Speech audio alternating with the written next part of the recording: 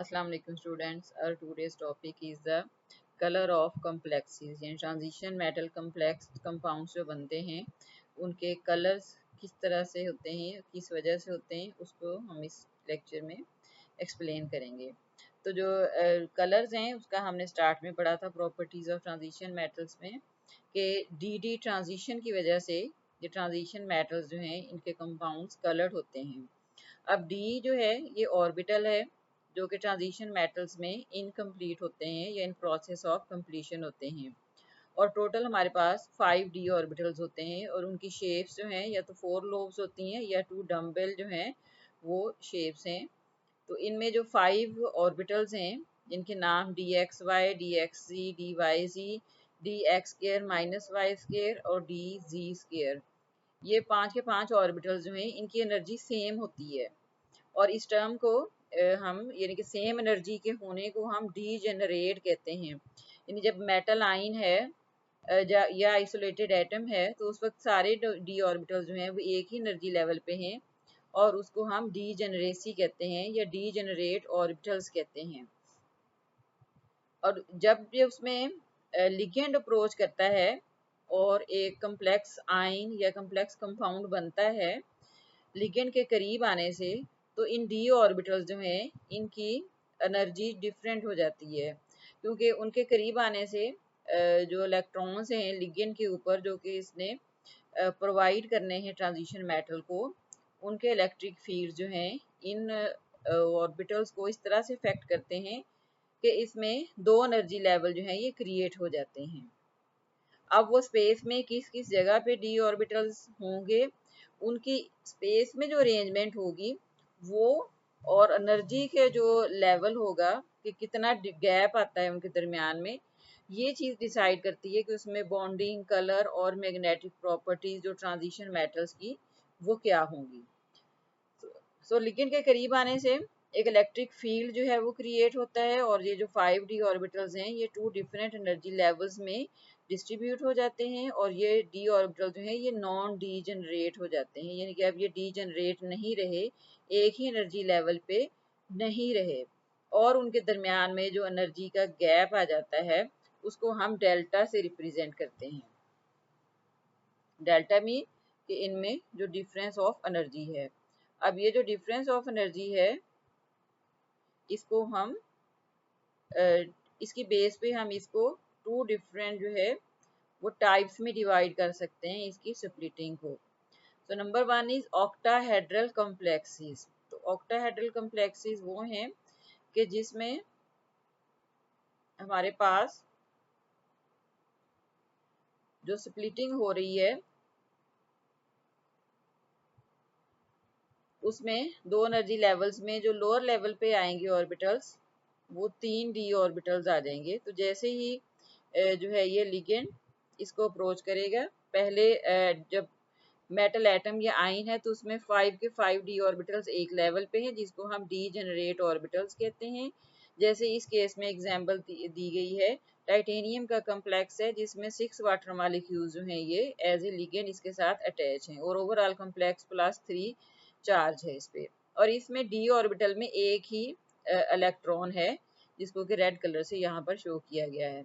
तो जब ये आइन है सिंपल तो इसमें एक इलेक्ट्रॉन हमारे पास है और ये सारे डी ऑर्बिटल जो है ये एक ही लेवल पे हैं, डी जनरेट है।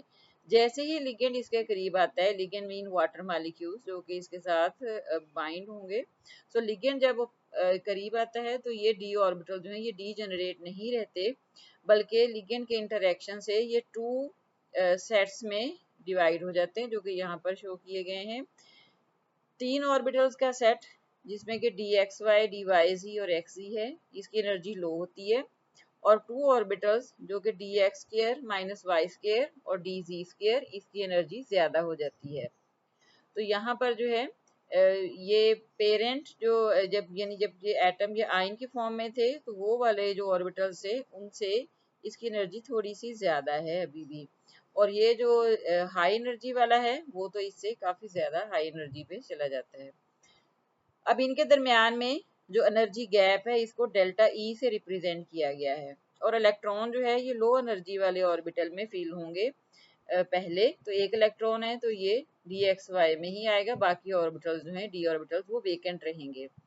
अब जब इस पे लाइट पड़ती है, ये लाइट एनर्जी जो है जैसे ये यहाँ पे शो की है, ये अब्जॉर्ब होगी, तो इसकी अब्जॉर्प्शन से ये इलेक्ट्रॉन जंप करके हाई एनर्जी ऑर्बिटल में चला जाता है। तो ये वो डी डी ट्रांजिशन है जिसकी वजह से कलर अपीयर होता है।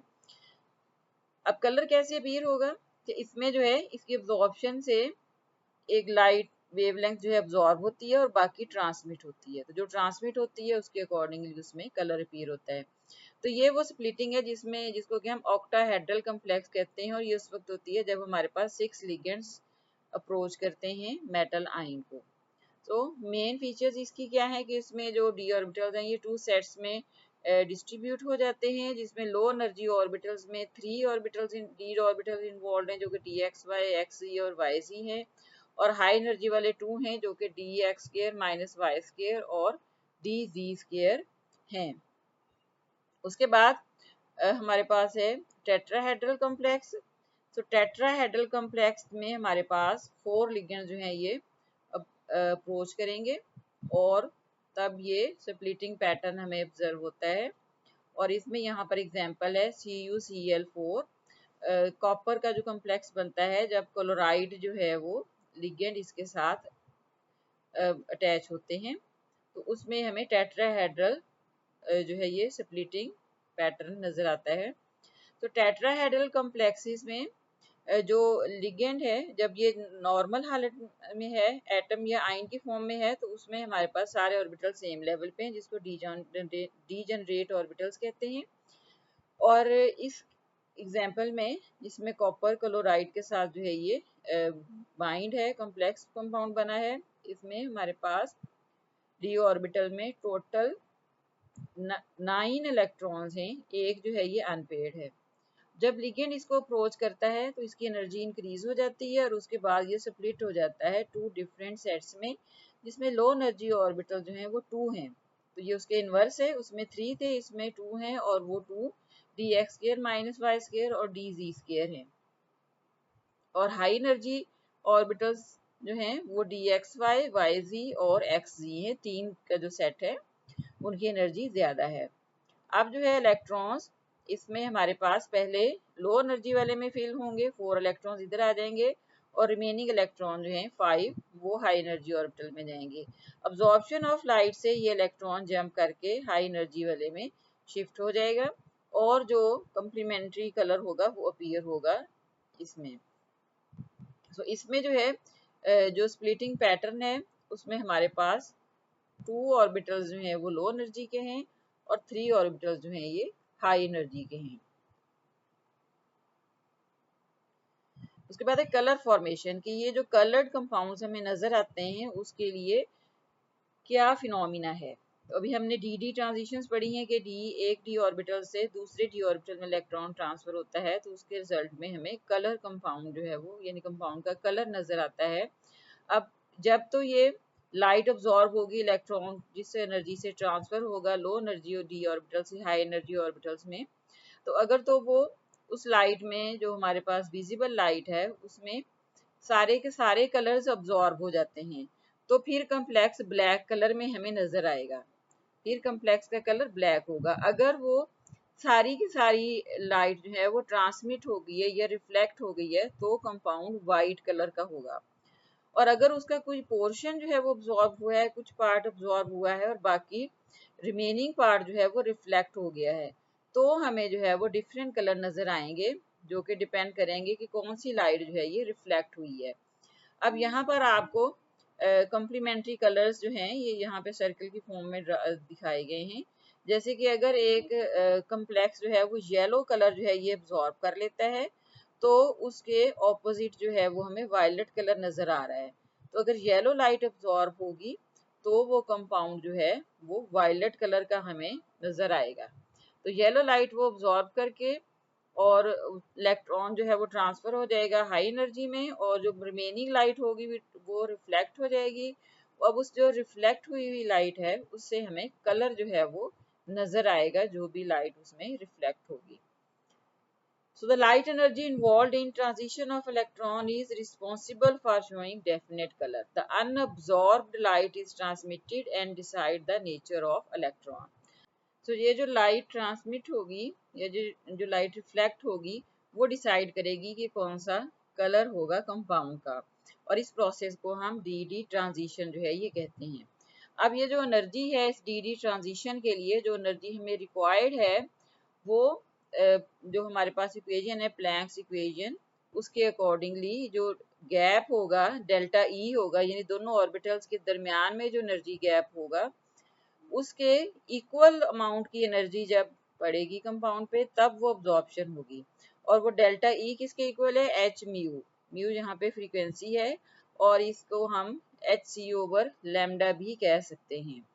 और यहाँ पे एच क्या है, प्लैंक्स कांस्टेंट है, और सी स्पीड ऑफ लाइट है। ठीक है, तो अगर जो है ये एनर्जी हमें ज्यादा चाहिए, ज्यादा डिफरेंस होगा दोनों डी ऑर्बिटल्स में, जो ग्रुप्स हैं हमारे पास लो एनर्जी और हाई एनर्जी वाले, तो हमें लो वेवलेंथ की एनर्जी चाहिए होगी, यानी कि लो वेवलेंथ होगी और उसकी फ्रीक्वेंसी हाई होगी और एनर्जी भी उसकी हाई होगी।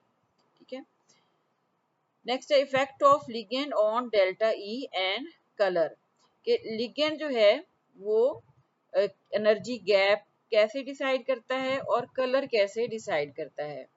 तो जो लिगेंड है उसकी नेचर जो है वो उसके अकॉर्डिंगली जो है ये डेल्टा ई की वैल्यू जो है ये डिसाइड होगी। तो nature of ligand affect magnitude of splitting, some ligands NH3 cyanide cause larger splitting.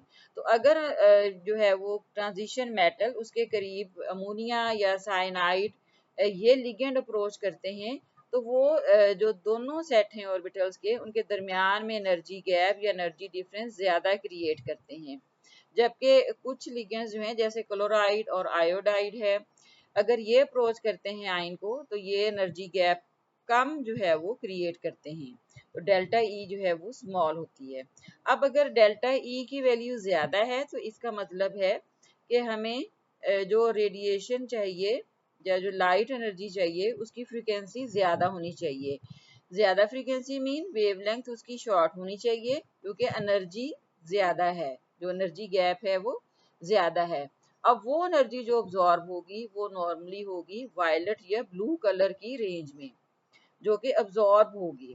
अब इसके कॉम्प्लीमेंट्री कलर हमें फिर येलो कलर जो है वो येलो लाइट रिफ्लेक्ट होगी और कंपाउंड का कलर येलो आएगा।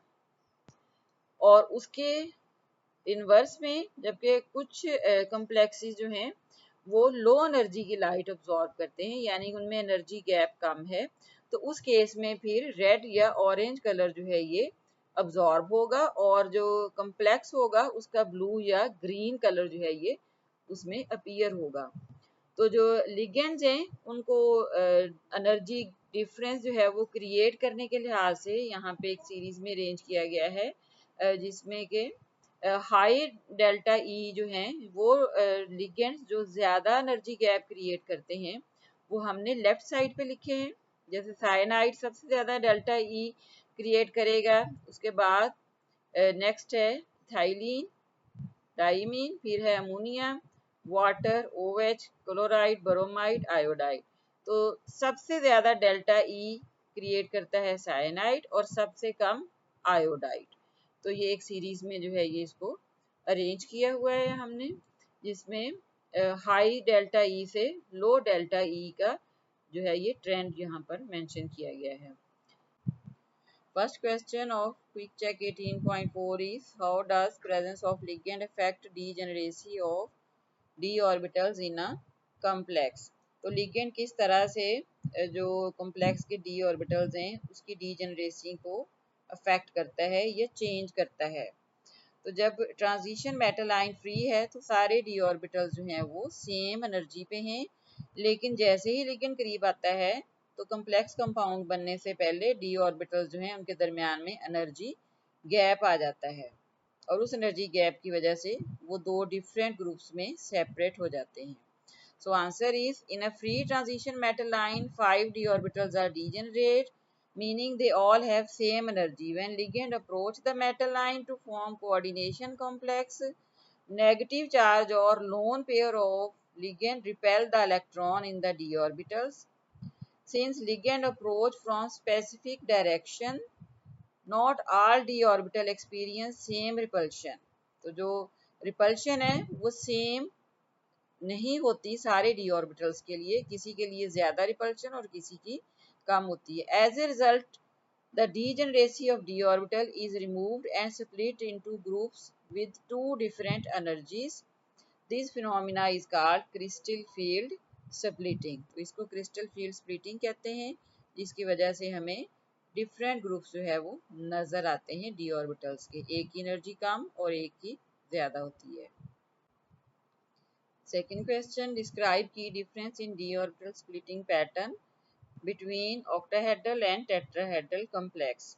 तो जो मेन डिफरेंस है इसमें, ऑक्टाहेड्रल में हमारे पास जो है ये 6 लिगेंड अप्रोच करते हैं मेटल आयन को, तो वो डी ऑर्बिटल्स को 2 एनर्जी लेवल्स में डिस्ट्रीब्यूट कर देते हैं, जैसे कि जो d x square minus y square d v square, ये दो ऑर्बिटल्स जो हैं ये ज्यादा रिपल्शन जो है ये एक्सपीरियंस करते हैं, जिससे इनकी एनर्जी ज्यादा हो जाती है, और जो 3 डी ऑर्बिटल्स हैं उनकी एनर्जी लो होती है। जबकि टेट्राहेड्रल कॉम्प्लेक्स में इसके इन्वर्स होता है, उसमें जो दोनों डी ऑर्बिटल्स हैं d x square minus y square और डी जी स्केयर, इनकी एनर्जी लो होती है, और जो 3 ऑर्बिटल्स हैं इनकी एनर्जी हाई होती है।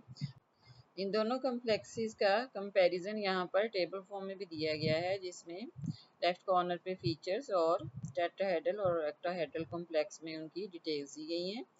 तो ऑक्टाहेड्रल के केस में जो लो एनर्जी ऑर्बिटल्स हैं वो 3 हैं, जिनके नाम लिखे गए हैं d x y, y z और एक्स सी, और टेट्राहेड्रल के केस में d x square minus y square और डी जी स्केयर, जिसकी एनर्जी लो है। हाई एनर्जी ऑर्बिटल ऑक्टाहेड्रल के केस में 2 हैं, d x square minus y square और डी जी स्केयर, जबकि टेट्राहेड्रल के केस में d x y, x z और डी वाई जी, इन 3 ऑर्बिटल जो हैं ये इनकी एनर्जी ज्यादा है। तो जो स्प्लिटिंग है यानी कि डेल्टा ई, एनर्जी का जो डिफरेंस है ऑक्टाहेड्रल कॉम्प्लेक्स में ज्यादा है और टेट्राहेड्रल कॉम्प्लेक्स में कम है। Next question, explain the relationship between absorbed light energy and observed color of transition metal complex reference with reference to Planck's equation। तो जो कलर है वो डिपेंड करता है कि कितना एनर्जी गैप है और उसमें कंप्लीमेंट्री कलर क्या है जो कि अब्जॉर्ब्ड लाइट के बाद ट्रांसमिट हो रही है लाइट उसका। So the color of transition metal complex depend upon the energy gap between the splitted d orbitals। d orbitals के दरमियान में जो एनर्जी गैप है उस पर डिपेंड करता है। According to Planck's equation, energy of absorbed photon must be equal the crystal field splitting energy। तो जो डेल्टा E है उससे मैच करनी चाहिए एनर्जी जो कि लाइट अब्जॉर्ब हो रही है। जब अब्जॉर्प्शन हो जाएगी लाइट की तो इलेक्ट्रॉन जंप करेगा। So an electron jump absorb the photon of energy delta E to jump to high d orbital. The color we see is complementary to the wavelength absorbed. For example, complex। अब जो हमने text book में example पढ़ी है जिसमें हमारे पास copper का complex है 6 वाटर मॉलिक्यूल्स के साथ, वो अब्जॉर्ब करता है ऑरेंज रेड लाइट और उसका कम्प्लीमेंट्री कलर ब्लू है। इस वजह से ये जो कम्प्लेक्स है इसका कलर हमें ब्लू नजर आता है। Next question is fourth, if a complex containing ligand chloride absorb light in orange red region of spectrum, what general color range would you expect the complex to appear। तो पहले हम पढ़ चुके हैं कि complementary color जो है वो appear होगा। तो transition metal complex containing chloride ligand that absorb red orange light will appear green blue। अगर यानी red light अब्जॉर्ब होगी तो ग्रीन कलर होगा, और अगर ऑरेंज लाइट तो ब्लू, और अगर ऑरेंज रेड कलर हो रहा है अब्जॉर्ब तो ब्लूइश ग्रीन कलर जो है ये अपीयर होगा, because the observed colour is complementary colour of the light absorb. Last question is explain phenomena d d transition responsible for colour of transition metal compound. The color of transition metal compound is due to dd transition, यानी कि एक d orbital से दूसरे में जो jump करता है electron उसकी वजह से कलर अपीयर होता है। Ligand split the d orbitals into 2 energy levels and electron absorb visible light to move from low energy to high energy d orbital. Wavelength absorbed depend upon the crystal field splitting energy and compound appears with the complementary color of the absorbed light। तो जो light absorb होगी उसके बाद जो transmit हो रही है वो उसका complementary कलर होगा।